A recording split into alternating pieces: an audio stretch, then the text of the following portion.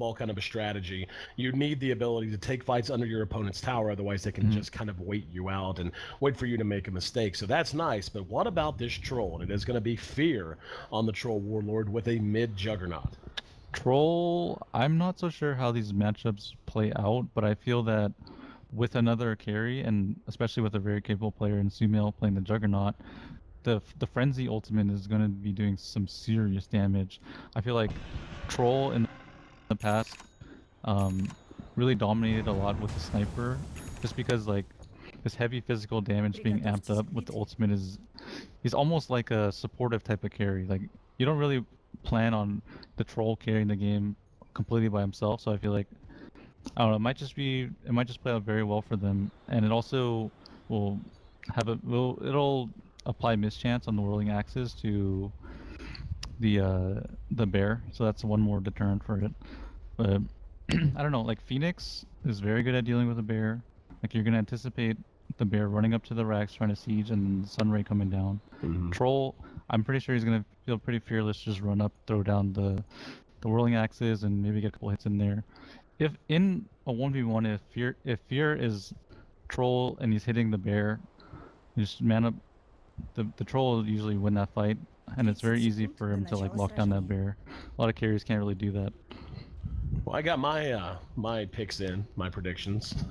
So everybody saw mine. Hopefully you get yours as well. Doesn't look like we're gonna have anything too unique. Waiting on the runes to spawn. Everyone just continuing to play it safe. But yeah, the troll, which, you know, going back a few patches ago, I don't know that anyone needs any more of him any more than they do. So, hero that I swear it seems like this hero for a brief time was certainly a champion of the meta. I mean, just absolutely dominant. But for the most part, always seems to be a situational pick ever since he went in. Just something can add a different kind of wrinkle. But we'll talk about that in the lane matchups coming up. For now, let's take a look at who's handling who as the lanes do take shape. It's going to be PPD playing on our Phoenix, the captain himself. It'll be Sumail, as mentioned, here in mid, playing on the Juggernaut right beside him. That's Universe, going to set up shop on the Darkseer here in the jungle. Zai on support, playing the Lion, and of course Fear farming the one-position Troll Warlord. Other side of the river, we've got Swindles. He's going to be starting out here in the jungle. He's picked up an Iron Talon and a Mango to get the Bad Rider started. Death Prophet, of course, played by Limp here in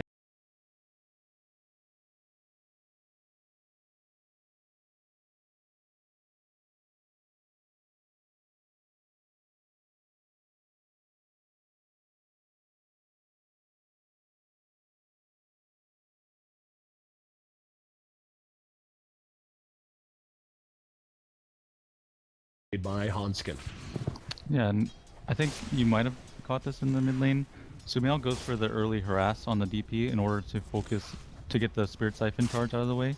That's a big play that we see a lot of very good players in mid doing versus DPs, because once those charges go down, it takes way longer for them to reset. And instead of having two, he just only has one now. And he's gonna be nearing level 3, so he would be taking way more damage as a Juggernaut if he didn't make that play. Right. And it's really interesting to see that Swindle went for the Iron Talon Bat, like pretty much staying true to his word. He's like, okay, I'm not going to the offlane anymore. I'm gonna go jungle. Not gonna make that mistake that I made yesterday. And I'm pretty sure this is efficient. I'm not sure if it's the best, but I feel like I haven't tested myself, but I feel like I'll trust him on this one. Well, it's unfortunately, depending on who you ask, I suppose. Some people love the Iron Talon state of the game. Many hate it. Swindle's very outspoken in general against it. But, you know, you can't spit into the wind unless you want to get spit on. So instead, he's just going to go with the flow. And, you know, everything's relatively quiet right now. We do see some dewarding. This is a very low Sumail. He's going to be a little careful, but for the most part, surviving through that. Here we go. Z-Freak sliding in from the back, and first blood. Wow. Drawn by Limp, and that's Sumail playing ultra aggressive. Could have pulled back, could have used the spin to get himself to safety instead. Allowing time for the rotation from Z-Freak. Zai was there to try to help, but just didn't matter. Call out to an early lead. That was such a good rotation, and it's all enabled because in this Iron Talon meta, you pretty much know that the offlaner is not going to be occupying the lane, and because of that, the supports are free to roam. Complexity did a really nice surround. Oracle opting to, instead of pulling, he goes for the aggressive play, and it pays off for first blood.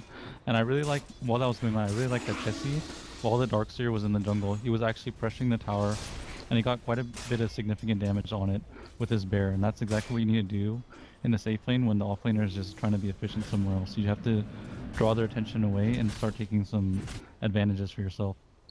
Early CS winners right now, it is the Troll Warlord who's on top with 22. Right behind him is Darkseer, a little bloated though because it's our jungle CS. 19 CS for Chessie, making 20 now. 17 for the Bad, also in the jungle.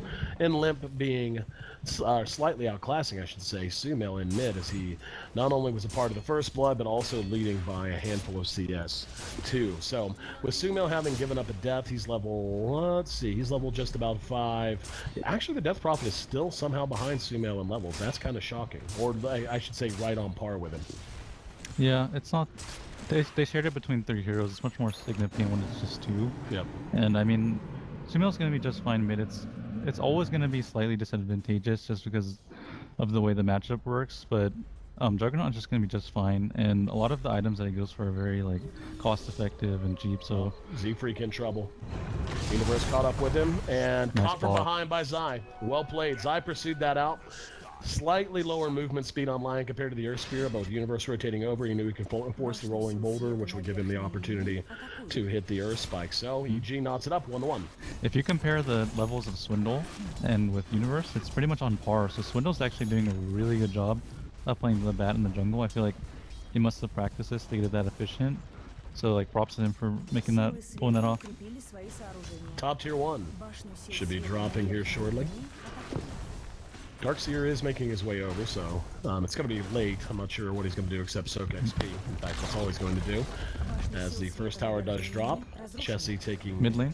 pass it there, mid lane. You can see Limp in a smidge of trouble, but no real follow-up there. He had Hanskin behind him as well if needed, so keeping things safe. In the meantime, Bat's doing a great job. Swindle's moving into lane, soaking.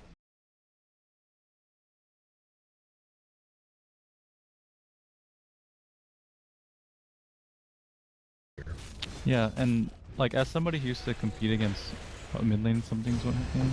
I don't think it'll turn to anything. Oh, they got the Burl Smash on top. And they're going to be able to get him. Not before Limp takes a lot of damage, though, and Limp, very low. The reaction coming in is going to be late, though. Universe trying to focus on Hanskin. That's a tough target to bring down with just Ion Shell. And he will be able to make it away. In the meantime, Limp, very fortunate that it was just the... Oh, Batrider actually got a solo kill? How in the hell did that happen? Oh my gosh. I guess that everyone was distracted by mid, or like Swindle's got enough napalm stacks on Fear to just catch him off guard. Wow. But that's the thing though, it's usually you're playing this carry versus offlaner and you have a significant level advantage, but look at Swindle, he's actually a level ahead, almost 2 levels ahead of the troll. He didn't expect that kind of damage. Yeah, I mean, so far, I mean, Troll takes a little while to come online, so maybe we'll see things pick up a little bit shortly, but for now, definitely Complexity. I like their movement. I feel like they're out-maneuvering EG and largely just outplaying them. Their decision-making is just much better. Yeah, and a lot of it just has to do with the fact that the top lane is just freed up. The Darkseer versus the Lone Druid matchup, Lone Druid just really can't be bothered about that. He's going to farm no matter what. He doesn't require the rotation of the support or any defensiveness. So the Complexity lineup's really taking full advantage of this fact, and that's just the way that the matchups kind of work in this game. Taking a look at early net worth.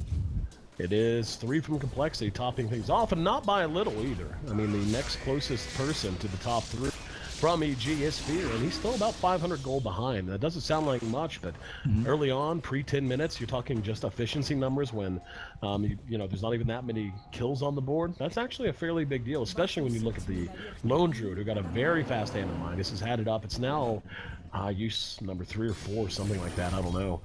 But it's already going to be paying off for itself in big way. And this is what Complexity needs to do. Like I said, their lineup is definitely meant to deathball. That's the way Swindles operates a lot of the time, and it's just very apparent in their draft. So they need to get that early advantage, secure it, and then maintain it, and look forward to pushing a lane as 5, and then hopefully going for the racks around the 25-minute mark or so, or aiming to at least get 1 by that point. EG congregating near mid now. Looking to make something happen. Chessie has gone into the jungle, freeing up top lane for Hanskin, who is very happy to be picking up this free experience. He's not far from level 6. We'll have it very soon. In the meantime, Swindles with Z-Freak lying in wait, just hoping they'll see Zai or Fear come in the lane, but both of them so far are happy to avoid that. Invis rune's going to be found by Limp, and we'll see if he wants to put that to use sometime soon. I feel like EG is quickly finding themselves in a spot, and the gold graph would tell the same story, where they need to break the status quo. Just letting this lone druid free farm the jungle is not going to give them an in they want. We're going to have a very fast, very, very fast Radiance on the way. I think this is classic EG though. They tend to not feel the pressure. I mean, even if it is there, because they believe in their ability to execute as a team, execute the combos that TPE drafts for them. They have a very like significant teamfight presence in this game. And a funny like thing about Complexity, what I was going to say earlier, is that as a competitor, when I was looking at Complexity at their high times, they were dominating everyone in the scene before Digital Chaos was over in the NA region. I asked myself, how do I beat this team? What are they losing to?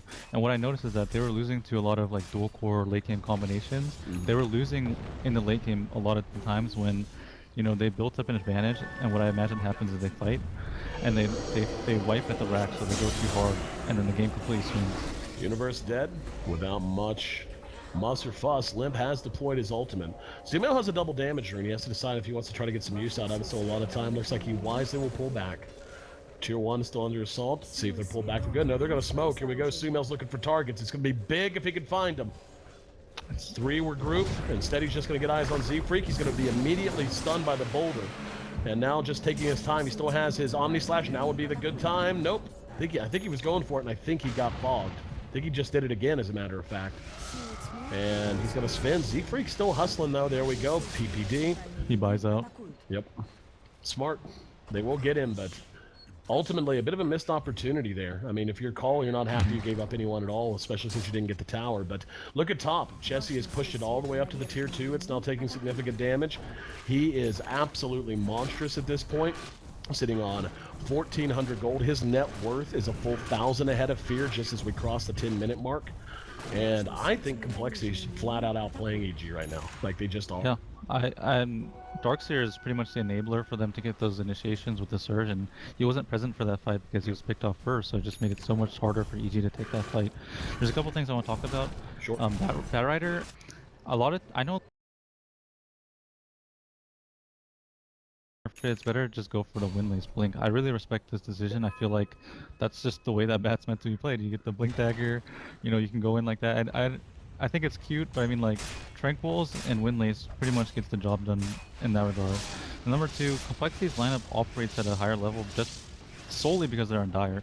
If you're on Radiant, it's just so much riskier to control the Aegis and Roshan area, but because they're Dire, whenever they feel the opportunity, they can go take an Aegis for free, and that helps their Deathwall strategy quite a bit. I have deny attempt. Swindle just showed off the blink and got silenced. Sumail going to be surged in. Now here comes PPD. Way in the middle. Looks like some kind of miscommunication there as EG trailed their captain, and paying the price is Sumail's now lassoed, being drugged back, and he's going to drop as well. It's a double kill for Swindles. They may get Fear too. Flame break. Yep, knocks him back to the low ground. Drain is there. Fear hustling. Oh man. Are they going to be able to get him? Crypt Swarm. Got him. Oh, very nice drop of the boulder, and of course, Fate's Edict. Or Purifying Flame, excuse me. Perhaps EG feeling the pressure now. They're uncharacteristic move for them grouping up onto the Complexity side. That was just a flat out, it had to be a miscommunication. Peter went in, and there's just nothing there. There was no follow. I feel that they rushed the decision though. It wasn't even an optimal play to begin with. Yeah. They were going for something a bit more risky. Peter definitely like forced the issue there, but Z-Freak ready with the silence just caught him off guard and completely wrecked that fight for EG. I think what they're saying to themselves, like, okay, we lost a lot of our lanes. We're kind of at a disadvantage. We feel like we need to do something. Let's abuse the fact that we have these strong teamfight abilities and not wait for them to come to us. Let's try to force the issue there. And with Supernova, they definitely can do that. But if that spell gets disabled from EG, there's just no hope of them taking a fight versus Complexity. You know, something we haven't even talked that much about, speaking of down bottom, tier 1 is going to drop for free here, not even going to be contested, is the overall standings. And what a big, I mean, when I say big, I mean gigantic match this is for these teams. EG currently sitting at 4-0, while Complexity's at 4-1. So if Complexity's able to take a win here, they're going to drop EG to 4-1, and they're going to advance to 5-1 and put themselves in a fantastic position looking ahead. So This is, I mean, this is clutch time, man, for both of these teams. And EG, without a doubt, the hands-down favorite here in the region. Not to say they're going to lose here and suddenly collapse, but it would be such an unbelievable shot in the arm and piece of momentum if Complexity is able to knock them off here in best of ones. Yeah, Complexity is definitely showing up today, beating out Digital Chaos and potentially threatening EG here. If that's the case, then this is going to look a lot closer than we all imagined. We all felt that EG was going to cleanly sweep this group and take the first place slot, but Complexity is making them, you know, they're throwing them like a real serious threat here, a challenge. Well, Call taking their time, resetting a bit. Net worth is absolutely in favor of Complexity. In fact, biggest lead of the game, roughly there, just about 5K.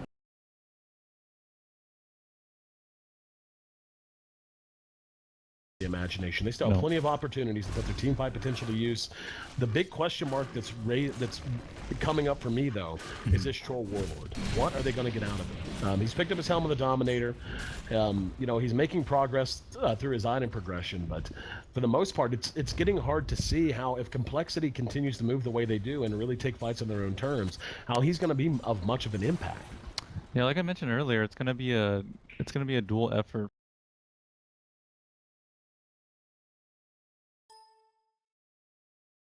And Sumo continue to keep their farm up and hopefully not get choked out by this. Universe.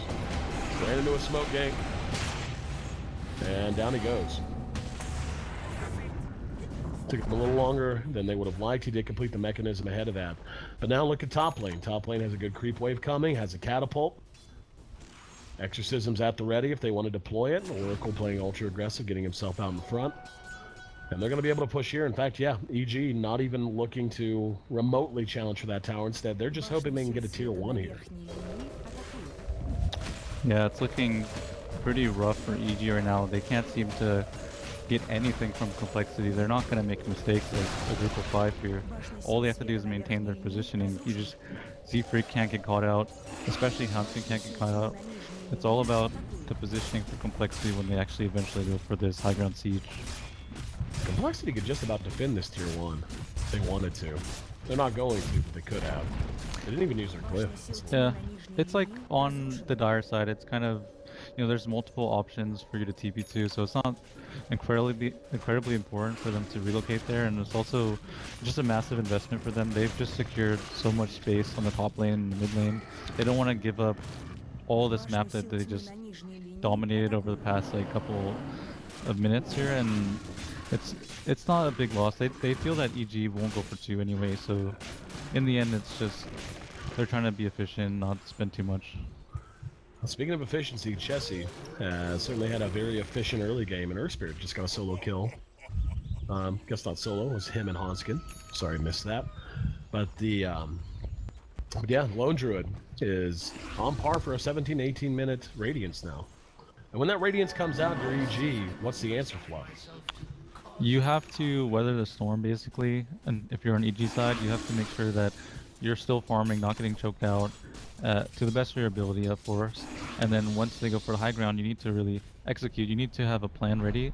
I think PPD, when he drafted this lineup, maybe in mind, he would think about like what conditions need to be met in the team fight for it to happen. And I think EG as a team, they execute these combos on such a high level, and they've been known to perform these excellent team fight combinations that's just pretty much what they're gonna have to rely on here to get back in the game. You can see the jungle being invaded by Complexity, doing a pretty good job of choking off the map. I mean, taking down the tier 2 top certainly does a nice job making that part of the map feel scary for EG, but also just making sure they keep their space while also keeping the map dark where applicable, and keeping EG very funneled in terms of their income sources. We're going to see this bear with the Radiance now done make its run here at the tier 2 bottom, and all of Complexity is collapsing, and EG, they're going to smoke. This could be troublesome. A lot of this is going to come down to who gets the jump. Complexity is also smoked. Oh, and yep, there's Zai, spotted it. He blinks ahead, tower drops. EG in a bit of an awkward position here. Let's see how they want to engage it. Behind that, we're going to have the lasso that's going to get Fear. And he's going to end up dropping with absolutely nothing to say. Sumail does get the ult up with Yules. Bails out Limp, at least for the moment. Let's see if he can finish it off. Zai's going to be brought down, but not before he gets the finger off. Does a good bit of damage. Now it's 2 for 2. Beautiful vacuum wall. And this is EG's chance to try to turn this. Fear is bought back. They need to make sure that that pays off. Complexity, though, still up and fighting. And Fear can't do anything. The Bear's right on him. There's the root. Oh That's God, a dieback for the 1 position. A disaster for EG. Universe looked like he had the goods to try to turn that with the vacuum wall, but there was nothing to follow it up. And EG finds themselves in the deepest, darkest hole they've been in for quite some time. Down to 10K behind Complexity, and the North American squad, the red and the black, are marching all over the white and the blue. Wow, Complexity read that situation perfectly. They sensed the desperation in EG. They knew that once they pushed that tower, EG was going to go look for some smoke flank, and it was almost perfect, but EG took the higher route instead of taking the lower paths above the ward spot, and that pretty much made the difference for them. They could have been completely caught off guard there. That was amazing presence of mind from Complexity. Such a great call for whoever made that. Well, just such an awful place to try to take a team fight. Like, whenever you're on the Radiant side and you happen to get caught out, like in this vicinity, if you can see where I'm drawing, it's just so odd. The vision lanes are weird. There's a lot of weird angles that you have to account for, and that's exactly where EG got caught from. And you know, we ended up seeing the fight kind of break out a bit behind that. But nonetheless, it was just a very awkward situation that, as you so astutely point out, was the result of just a perfect read from Complexity, putting themselves in the most advantageous position within that quadrant of the map. Yeah, you never say this. No one ever says this. EG got straight up outplayed completely. Yeah. Complexity read that situation 100%. They sensed all the desperation from EG, and it could have been way worse, just way worse, honestly. And that's with a dieback happening. It just, everyone could have just collapsed completely. Now let's talk a bit about Fear once again. He's 0-4, sitting on 109 CS, not bad at all, I suppose. But, hang on. Magnetize on the side. There's going to be Universe there, buying some time with the mech. And Fear's going to try to get involved. Looks like Freak may have bitten off a bit more than he needed to. And EG able to capitalize as a result. However, the rest of Complexity is screaming space created as they've moved into the Roshan pit. Let's see if EG is going to figure this out in time. While we wait to see, I was going to talk about the Troll. His impact has been less than 0. I feel like he's actually been a liability. Yeah, I was kind of like wondering about the pick as well. I'm never going to question a TI champion, but I didn't personally find any specific counters or advantages here for the Troll Warlord pickup, and it's not really paying off. Perhaps like maybe in a different light, we see how exactly effective it would be, but in this game it kind of looks like, yeah, a liability, like you said. Well, I will question a TI champion because I've hung out with these guys drinking, and I know sometimes they do questionable things. Well, you know, when you play video games professionally, you're actually just a little bit behind socially. You don't understand some of the cues. I mean, well, here's the screwed up thing. I don't play professionally. I just talk about games, and I know I'm weird whenever I go drinking. So. Yeah, it's just gamers in general, you know. At least they have an excuse. But anyway, we're at 20 kills, roughly. We're at 19 kills to be specific in a 21-minute game, and better than three-quarters of those, owned by this Complexity squad. Which, you know, coming out of this, I had a lot of question marks about their draft coming in. You know, Lone Druid, it's like, okay, so are you going for a cheese thing? It's been anything but. Like, you see, you know, a Death Prophet, a Lone Druid, it's like, okay, Death Ball, run over towers. Yeah, they've taken towers, but largely it's been because of good movement, good picks, and really good decision-making. Well, yeah, but that's the scary thing. Their lineup didn't even come into full fruition before they started gaining this advantage. And it's like, but the thing is that compared to EG, I see a clear game plan here. It might not be like the most elaborate game plan ever, but it's like, you know, Swindles is a leader, you know what he likes, you know what Complexity does, and they're doing it, and it's like, it just makes sense. And I remember when I was playing with Archon at Shanghai Major, Swindles came over to me and said, hey, just draft something that makes sense. That's all you need to do, just make sense, okay? Yeah. Even if you lose, just make sense. Don't get cute. There's no bonus category for cute points. Draft something that makes sense. I like that, Swindles. And I feel like with EG, there's a little bit of everything here, and you know, the Troll Warlord, we don't really see that too often. I think that's the problem. I mean, imagine this Troll was something else that, you know, to quote Swindles, makes sense.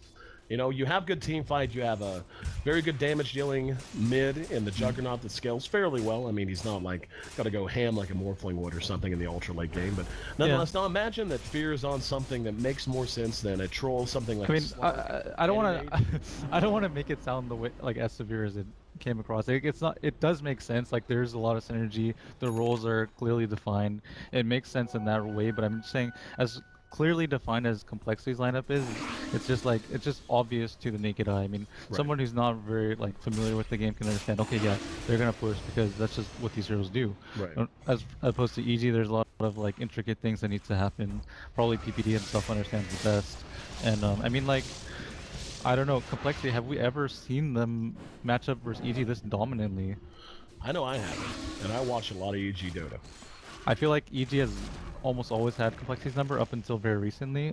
There was that one win where Swindles had the huge outcry when they beat EG for the first time finally. But I mean, this is a totally revamped EG roster. I mean, they went back to their roots. Fear on the 1, Zai on the 4, and I mean they were expected and slated to be #1 here by a long shot. Still got 2 minutes on this Aegis. We'll see if Complexity wants to commit to this. This is a big deal. If they can get a tower and/or a Rax, a tier 3 and/or Rax down 25 minutes, would be a major coup for them. Nope, it looks like they're just going to go ahead and send the bear back to the Hoos. Yeah, they'll recall it just for the heal. This is another thing. Phoenix is just so exceptional versus the bear, just chipping it away with the Sunray and then the Fire Spirit slowing down the attack speed. There's so many obstacles for the bear. But I mean, Complexity is so far ahead now that they can get this permanent chip damage on the tower, and then Hanskin can just heal it up at his leisure. And that's exactly what they're going to do. Waiting on their next wave to come up. And you might, if you're new to the game, you might say like, why does the exorcism pop out from the prophet? Isn't that going to help them siege the base? Well, you don't want to put it on cooldown because they understand that the siege is going to be very repetitious. It's going to be methodical. It's going to take multiple waves, and they're just going to go and pop exorcism when they feel like they can go for the kill. Looks like they want to move up the high ground. Again, the Aegis still has probably about 60 seconds on it at this point, maybe a little less. There's going to be Swindles engaging, getting PPD with the lasso. Can they bring him down? Gets the egg off, but he's surrounded by nothing but unfriendly faces, so that's a complete waste of an ult. And there's going to be a vacuum, but a BKB was already deployed by Limp. Vacuum didn't really accomplish much of anything.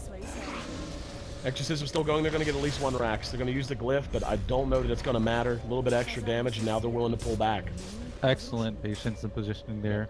And there you go. You see again, there's the advantage of having the Lone Druid versus Darkseer. Not only is he dominant in lane, but also there's nothing to use the Wall of Illusion on. There's nothing that you can replicate there. It's like, what if you pull him in, you're not replicating the bear, you're replicating the main hero who just has the Vlads and boots. It's not really going to contribute much to the fight. So, you know, again, Lone Druid doesn't really care what Darkseer has to bring to the table here. I mean, keeping an eye on what Fear's up to. It looks like he wants a Diffusal Blade. It just feels like a yard sale kind of a build. I mean, it's got a bunch of mid-game, mid-tier items, and it's not paying off. I mean, his HP is not particularly high. He's certainly not doing much damage worth mentioning. I mean, even with the attack speed, it's just not going to matter that much. A lot of times when you start falling behind, especially with the dieback, you're going to start going for those cost-efficient items, trying to get as much value from your goal as possible instead of going for more ambitious things, because you just can't afford to, you know, lose at any point. You have to be battle ready. You have to be ready if they're pushing your Rex to just put out as much DPS as possible. Well, there's a Diffusal done. We'll see if he's going to be able to get something useful out of it. For now, Complexity has got to be calmly and quietly. Oh, there's another Diffusal out coming from Sumail. So dual Diffusals. Talk to me about this bluff. It's literally the same reason as Fear. Typically you'd want to go for like a Butterfly or something to just help your scalability as a Juggernaut, but they're feeling under the gun right now. They feel like a fight could happen any moment, and they're not wrong. Complexity's marching straight down top lane. This is typical Swindles, you know, just one from the other. It's a lot like the Complexity that I ran. You systematically take out every single tower one by one. You don't make any mistakes. You don't allow anyone to get picked off, and you just do it as a group. Well, Sumail going to show himself, or more to the point, EG going to smoke themselves as they're getting some burn damage, and Fear Sees the bear, uses the defusal charge. Here we go. There's going to be the ult coming in from behind. And yes, PPD being pursued. Fight's really broken up. There's going to be the Omni Slash, however. Jules helps get the Death Prophet out of control. Here comes PPD flying back through. He's silenced for the moment. Can't get the ult off. It's 1-0, favoring Complexity as of now. Sai's going to end up making it 2-0. And I don't know what they can do. Yeah, I wouldn't be surprised if they GG'd after this. Like they can't do any damage. They can't stand around and fight's the problem. Peter got off the egg, but it just doesn't matter. Fear's down. GG. Good game, well played. So Complexity shock us all as they take on Evil Geniuses and what is inarguably the biggest test they've had on their road to TI6 thus far. And they prevail. And not just prevail, I mean, there's something to be said here, man, whenever you're down to the final games. Confidence. Talk about just general team chemistry. Those things suffer when you not only lose, they got blown out 20-4.